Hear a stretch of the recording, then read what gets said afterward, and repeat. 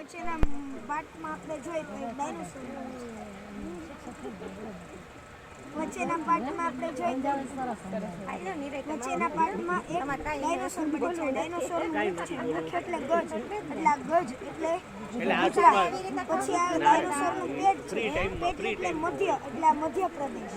પછી આ ડાયનોસોરનો 36 કિલોનો પગ છે, એટલે આ છત્તીસગઢ.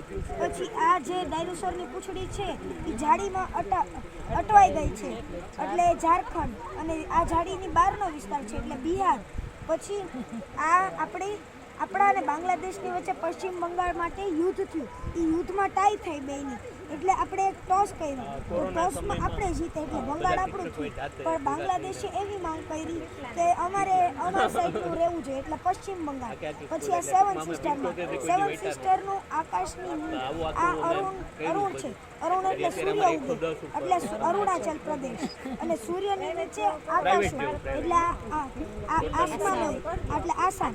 પછી આપણે આકાશથી પડી તોય મરી જાય, અને એનાથી પછી નાગ કરી દે તોય પણ મરી જાય, એટલે નાગાલેન્ડ. નાગને શું હોય? મણી, એટલે આ મણિપુર. પછી આ છે નાગાલેન્ડ છે, એટલે નાગાલેન્ડ છે એ અહીંયા આ રાજ્યને મિજાગ્રો પહોંચાડે છે, એટલે આ મિઝોરમ. અને અહીંયા 3 સરહદ અડે છે એક જ રાજ્યની, એક આસામની, બાંગ્લાદેશની અને આ એની મિઝોરમની, એટલે આ ત્રિપુરા. પછી આકાશની નીચે વાદળ આવેલા હોય, એટલે આ મેઘ, એટલે મેઘાલય. પછી અહીંયા આખું ફૂલ બને છે. ફૂલની પાંદડી લીલી હોય, એટલે આ લીલી હોય. લીલીને હિન્દીમાં હરી કે, એટલે હરિયાણા.